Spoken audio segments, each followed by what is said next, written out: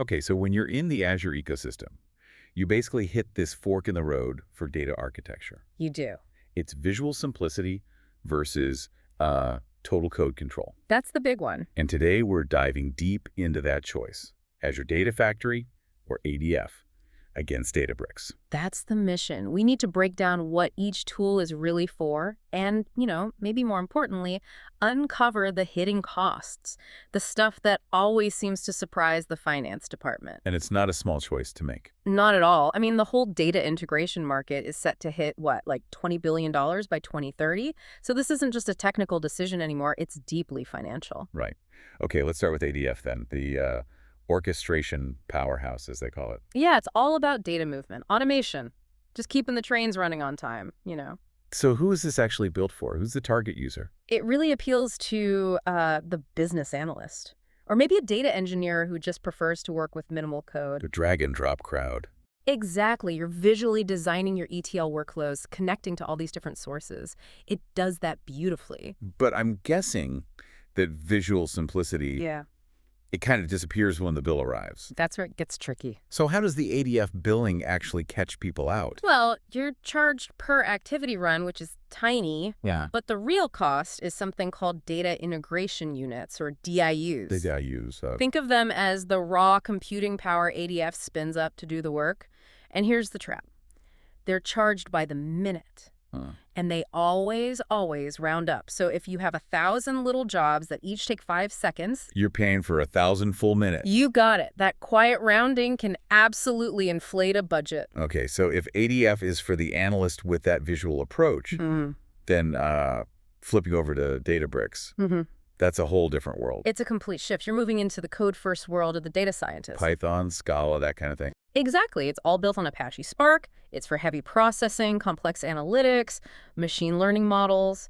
ADF moves the data, but Databricks truly transforms it. So ADF handles batch processing fine. Yeah. But what if a team needs real-time data, say from thousands of sensors on a factory floor? And that, right there, is the nuclear difference. Okay. ADF does not support true native live streaming. It can do batch, it can do archive streaming, but for real time, it just can't. In Databricks can. Databricks, with Spark's streaming API, just demolishes that limitation. If you need to react to data now, Databricks is basically mandatory.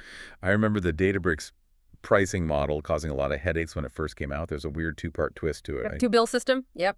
It throws everyone off. So how does that work? You pay Databricks for the software itself, the license, the features. That's measured in Databricks units or DBUs. Right. And then you pay your cloud provider, in this case Azure, separately for the actual virtual machines that do the computing. Wow, so 2 separate bills for one service. That sounds like a nightmare for reconciliation. It demands constant attention, for sure. So let's pull this all together. The verdict seems to be they solve different problems. Totally. ADF for straightforward data movement, Databricks for the really heavy computation and real-time stuff. Most big organizations, they use both. They use them together. Yeah, a common pattern is ADF pulls the data, loads it into a data lake, and then Databricks takes over to process it with Spark. Okay, and that brings us to what you said is the biggest, most shocking cost trap of all. This is the one. It's buried in the documentation. Go on. Running the exact same code on what Databricks calls all-purpose compute versus jobs compute can cost 3 to 4 times more in DBUs. Wait, hold on. The same logic can be 400% more expensive just based on how the cluster is categorized? That's it. It all comes down to function. All-purpose compute is meant for interactive, exploratory work by a developer, so it costs more. And jobs compute is cheaper because it's optimized for scheduled, automated production runs. If you forget and leave a production pipeline running on the expensive interactive cluster, you're just burning money. So whether it's the DIU rounding in ADF or this compute type difference in Databricks, it seems like the real complexity isn't the code, it's the billing. That's the real drain on a cloud budget. Since these modern data stacks require managing these complex layered billing models, the biggest risk isn't a technical failure, it's financial drift. Which leaves us with a final thought for everyone listening.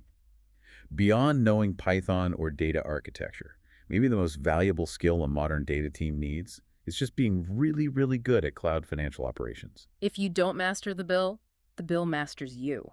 Keep questioning everything, and we'll catch you on the next deep dive.